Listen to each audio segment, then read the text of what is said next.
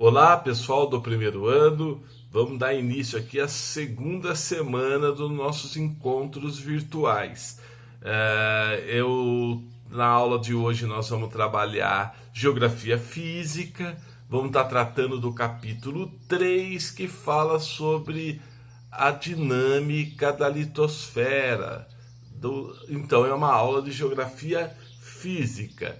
Nós vamos estar falando dos módulos 9, 10 e 11. Eu coloquei na nossa página, na sala de aula, eu estou colocando um resumo, onde eu vou colocar também esse vídeo, e vou colocar também alguns textos complementares. Como eu tenho pouco tempo aqui, não posso demorar mais que 10 minutos, eu vou fazer uma apresentação muito rápida do capítulo 3, que você tem que fazer a leitura, grifar e tirar suas dúvidas no nosso encontro que a gente vai ter no Zoom toda terça-feira, naquela grade que a escola passou aí para você.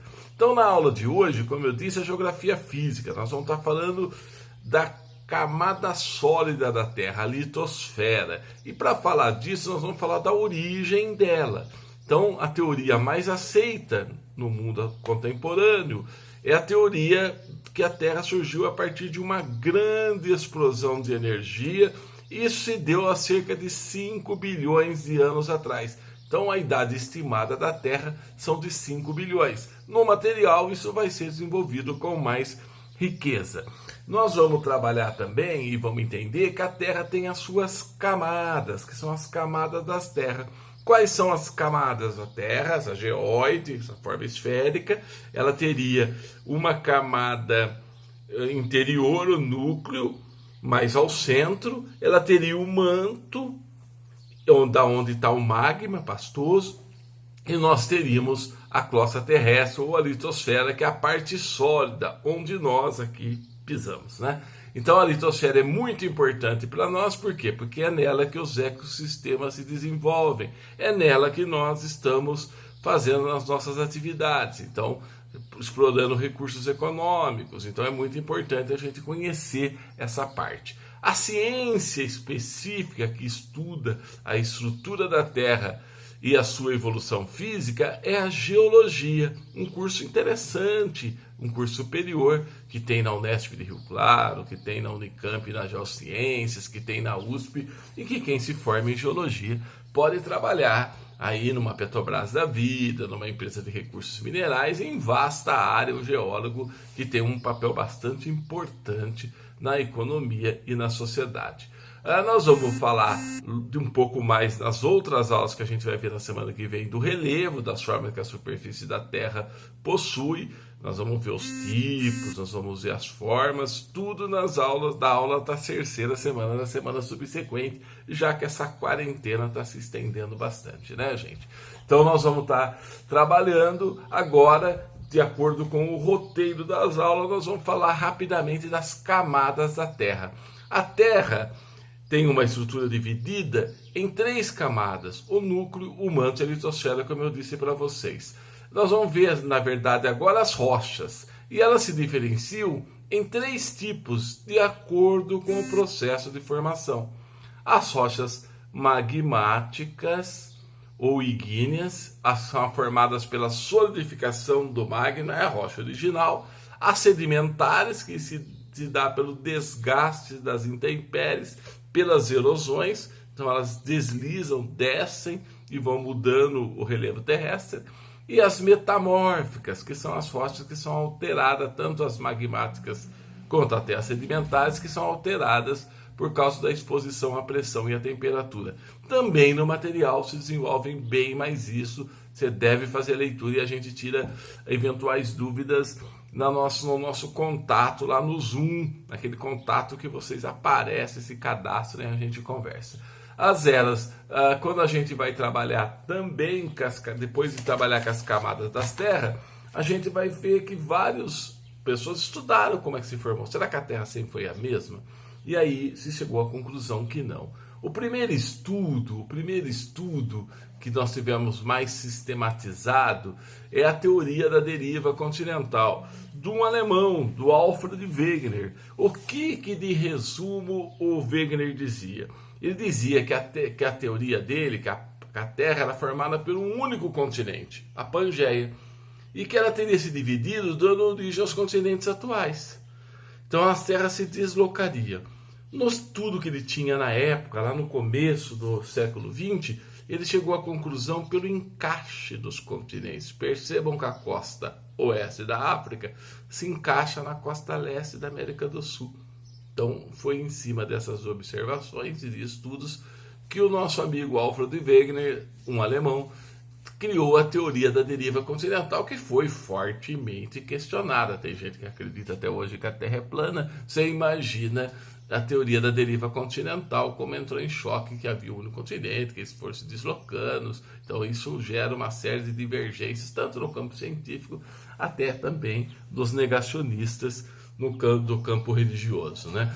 Então nós vamos ter, depois da teoria da deriva continental, nós vamos chegar à teoria da tectônica das placas. Aí já é um estudo com mais recursos científicos, digamos assim, né? Essa é uma teoria mais moderna, que vai partir do estudo do Alfred Wegener, da deriva continental, do magnetismo terrestre, mas aí ele vai mostrar até o papel dos terremotos, dos vulcões, como principalmente da expansão do fundo oceânico. Então, segundo essa teoria, as bacias oceânicas não seriam fixas, ocorrendo um aumento pequeno, imperceptível para nós, né, do Oceano Atlântico e um fechamento do Pacífico. Então a Terra estaria em constante movimento, por isso que nós temos terremotos, os abalos sísmicos, né, os tsunamis, tudo isso que o material vai desenvolver, vai falar para vocês, é a partir desse estudo das placas tectônicas. Nós sabemos, por exemplo,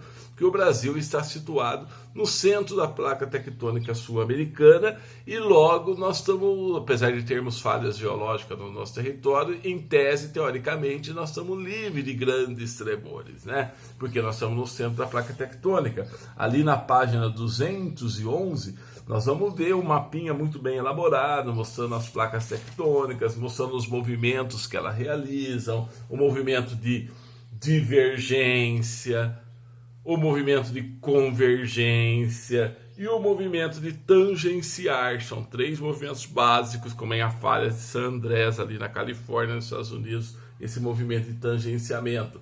Tudo isso o material desenvolve, vão ter exercícios. Eu estou colocando algumas imagens para vocês também. Então, e vocês podem tirar, lógico, as dúvidas sobre esses movimentos no nosso encontro lá no Zoom.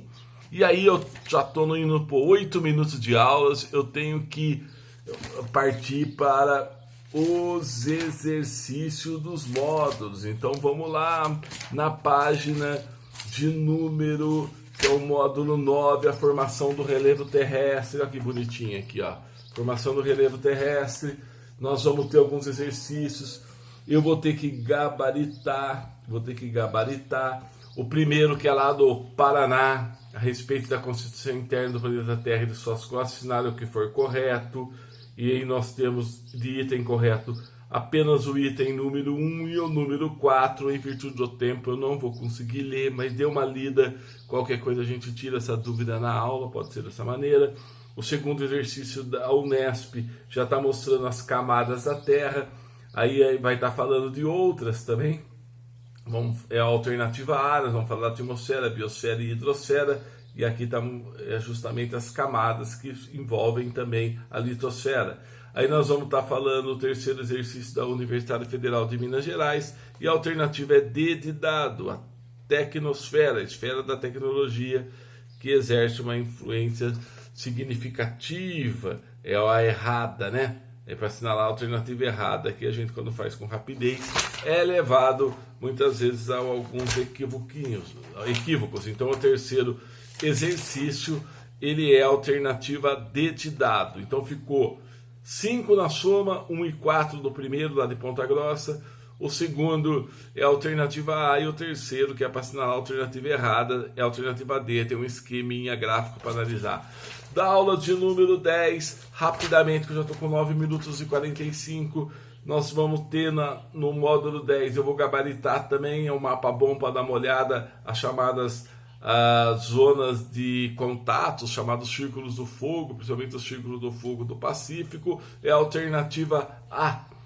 O segundo da UEM, aquele também que assinala o que for correto, tão correto a 1, a 4, a 8 e a 16, então apenas a 2 é que está equivocada. E o terceiro exercício, um exercício mostrando aqui um esquema que identifica os limites convergentes, choque, entre duas placas, é a alternativa A, colisão, que vai formar dobramentos modernos, que a gente vai falar um pouco mais nas próximas aulas. Foram 10 minutos de não dá para dizer que é uma aula. A aula ela está no conjunto de uma aula, que é estimulá-los a vocês, leiam, tirem suas dúvidas e vamos continuar conversando e fazendo contato para superar esse momento aí, sem perder o foco no estudo. Um abraço a todos.